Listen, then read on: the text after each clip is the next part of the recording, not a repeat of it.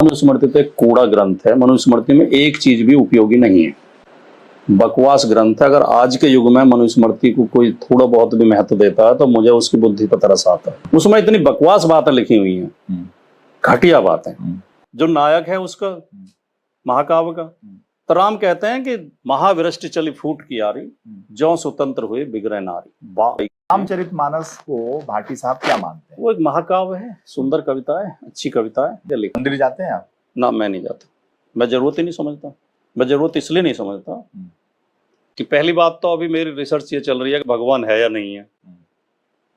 ना तो कोई आदमी ये सिद्ध कर पाया कि भगवान है, और ना कोई ये सिद्ध कर पाया कि नहीं है। जब भी चुनावी वक्त आता है तो चुनावी वक्त में पार्टियां कोशिश करती हैं कि हर वर्ग को अपने पाले में किया जाए, और हर वर्ग को अपने पाले में करने के लिए वो कोशिश करती हैं कि किसी भी तरह से साम दाम दंड भेद अपनाकर वोट की राजनीति की जाए और वोट को अपने पाले में करके जीत हासिल की जाए। और ये चीजें लगातार देखी भी जा रही हैं। जब 2024 का चुनाव आने वाला था उस समय भी यही देखा जा रहा था, और अब जब 2027 में फिर से एक बार उत्तर प्रदेश में चुनाव है तो फिर वही चीजें दिखाई पड़ रही हैं।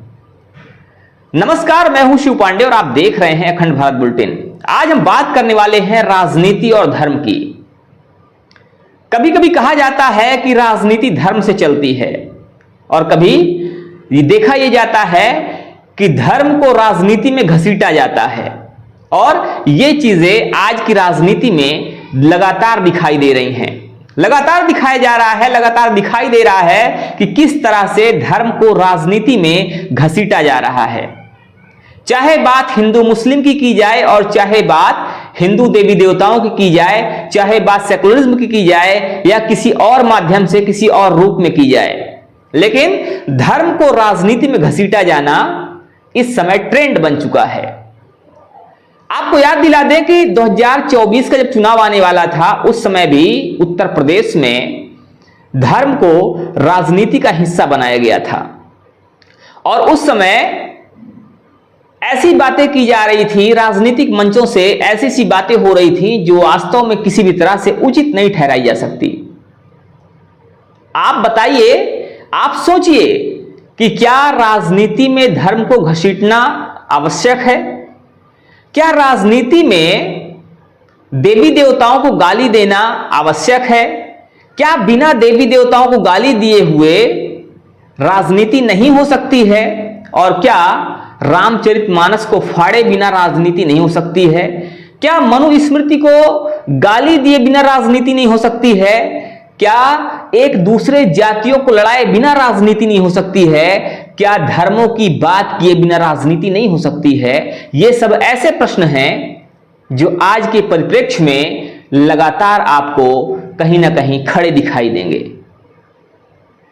देखा ही जा रहा है कि जब भी चुनाव आने वाला होता है तो धर्म की बातें लगातार होना शुरू हो जाती हैं, जाति की बातें लगातार होना शुरू हो जाती हैं, और कहीं ना कहीं ये उछाल कुछ ज्यादा ही दिखाई देता है। ये उछाल उस समय कुछ ज्यादा ही आ जाता है, क्योंकि उस समय वोट को पोलराइज करना होता है, वोट को अपने पाले में करना होता है। आपको याद होगा 2024 का चुनाव जब आने वाला था उस समय जहां एक तरफ धर्म की बातें हो रही थी, वहीं दूसरी तरफ जाति की बातें हो रही थी। और सबसे बड़ी बात, ये वो दौर था जब रामचरितमानस की प्रतियां तक जलाई गई थी, जब रामचरितमानस को यह कहकर जला दिया गया था कि हमें इसकी चौपाइयों से प्रॉब्लम है। तो अब सोचने वाली बात यह है कि क्या इस देश में अभिव्यक्ति की आजादी के नाम पर किसी को भी गाली देना उचित है? किसी भी धर्म को गाली देना उचित है? और अभिव्यक्ति की आजादी के नाम पर क्या हिंदू धर्म ग्रंथों को जला देना भी अभिव्यक्ति की आजादी माना जाएगा? और सिर्फ इसलिए क्योंकि उस समय चुनाव नजदीक था, 2024 का चुनाव नजदीक था, और 2024 के चुनाव को देखते हुए लगातार बयानबाजियां शुरू थी। और उस समय स्वामी प्रसाद मौर्य के बयान लगातार चर्चाओं में बने हुए थे, जिसमें वो कह रहे थे कि हमें रामचरितमानस की कुछ चौपाइयों से समस्या है, तो भाई चौपाइयों समस्या है, हो सकती है, और हर किसी को अपनी बात रखने का अधिकार भी है। तो अगर आपको चौपाइयों समस्या है तो आपको जिस धर्म में समस्या नहीं है, जिस जगह में समस्या नहीं है, आप उसको अपना सकते हैं, क्योंकि हमारा संविधान हमें धार्मिक आजादी भी देता है। लेकिन हमें समस्या है तो हम उसको छोड़ेंगे नहीं, दूसरे को अपनाएंगे नहीं, बल्कि हम उसको गाली देंगे, उसके मानने वालों को गाली देंगे और उनको नीचा दिखाने का काम करेंगे।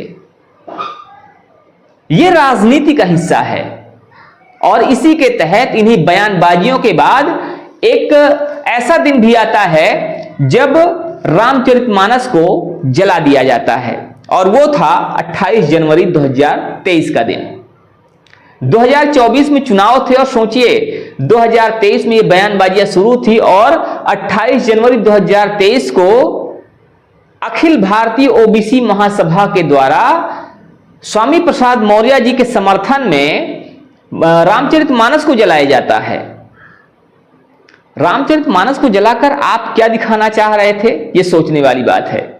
और अब एक बार फिर से उत्तर प्रदेश में चुनाव आने वाला है।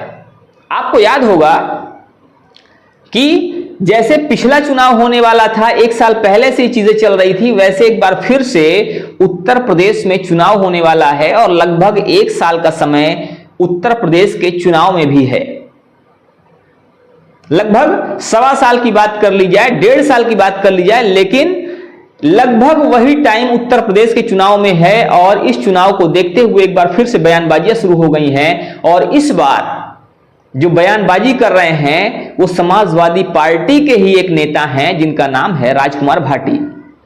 राजकुमार भाटी इस समय उसी भूमिका में दिखाई दे रहे हैं जिस भूमिका में पहले स्वामी प्रसाद मौर्य दिखाई पड़ते थे, रामचरितमानस की बात करते थे, वो बात करते थे मनुस्मृति की।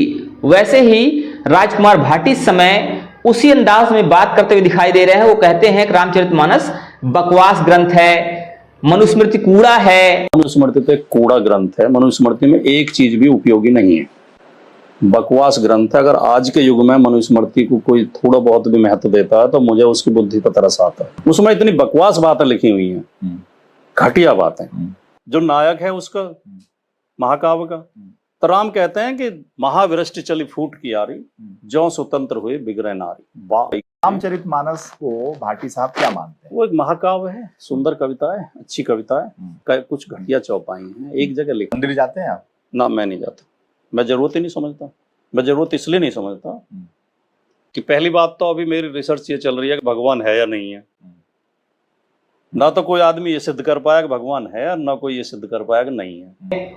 और राम के विषय में वो कहते हैं कि पता नहीं भगवान है भी या नहीं है। वो कहते हैं कि रामचरितमानस बेकार ग्रंथ है, वो सिर्फ एक काव्य है, उसमें बहुत सारी चौपाइयां हैं जो बेकार हैं, आपत्तिजनक हैं। और अगर दुनिया में कोई भी सबसे अच्छा व्यक्ति है तो वो मोहम्मद साहब हैं।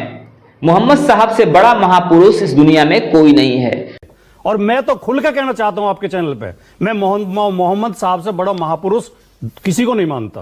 क्योंकि जो महापुरुष हुए या तो वो धर्म संस्थापक हुए, या वो शासक हुए, योद्धा हुए, और या वो समाज सुधारक हुए। मोहम्मद साहब अकेले ऐसे व्यक्ति हैं जो धर्म संस्थापक भी हैं, जो समाज सुधारक भी हैं और जो शासक भी हैं। ठीक है, मोहम्मद साहब महापुरुष हैं, अच्छी बात है, इससे किसी कोई आपत्ति नहीं है और होनी भी नहीं चाहिए। हर किसी के जीवन में अपना अपना कोई ना कोई आदर्श होता है। मोहम्मद साहब को मानने वाले लोग मोहम्मद साहब को अपना आदर्श मानते हैं, अच्छी बात है, और इसमें किसी को कोई आपत्ति होती है तो भी गलत है। लेकिन अगर किसी ने किसी और को अपना आदर्श माना हुआ है, किसी ने राम को आदर्श माना हुआ है, तो राम को बेकार कहना, ये कहना कि राम ने महिलाओं पर अभद्र टिप्पणी की थी, ये कहना कि बाकी जो ग्रंथ हैं दुनिया में सारे ग्रंथ बेकार हैं, कूड़ा हैं, ये बिल्कुल भी उचित नहीं है। और कहीं ना कहीं समाजवादी पार्टी की जो छवि है वो खराब करने का काम एक समय जो स्वामी प्रसाद मौर्य ने किया था, वही काम इस समय राजकुमार भाटी कर रहे हैं। राजकुमार भाटी से बैटिंग करवाई जा रही है या वो कर रहे हैं, ये अलग विषय है। इसका हम कोई भी इसके विषय में दावा नहीं करते, लेकिन कहीं ना कहीं देखा ही जा रहा है कि आने वाले समय में हो सकता है कि राजकुमार भाटी समाजवादी पार्टी के लिए वैसे ही नुकसानदायक साबित हो जैसा कि एक समय स्वामी प्रसाद मौर्य हुए थे। स्वामी प्रसाद मौर्य की वजह से समाजवादी पार्टी ने काफी नुकसान उठाया था, और इस बार के चुनाव में भी अगर ये स्थिति बनी रही तो समाजवादी पार्टी की नकारात्मक छवि बनना तय है। और समाजवादी पार्टी जो सोचकर वोट बैंक की राजनीति कर रही है, या समाजवादी पार्टी जिस कारण से ऐसे बयान दिलवा रही है, समाजवादी पार्टी के नेता जो भी सोचकर ऐसे बयान दे रहे हैं, उसका खामियाजा भी आने वाले चुनाव में समाजवादी पार्टी को ही भुगतना पड़ेगा। क्योंकि ये कहकर किनारा नहीं किया जा सकता कि ये राजकुमार भाटी के अपने निजी विचार हैं, क्योंकि राजकुमार भाटी जिस पार्टी से जुड़े हुए हैं उस पार्टी के लिए वोट भी मांगते हैं, उस पार्टी की बात भी करते हैं, उस पार्टी का चेहरा भी है और उस पार्टी के लिए लगातार बैटिंग भी कर रहे हैं। तो राजकुमार भाटी को लेकर आपका क्या मानना है, आप हमें जरूर बताइएगा। मिलते हैं फिर से, तब तक के लिए जय हिंद।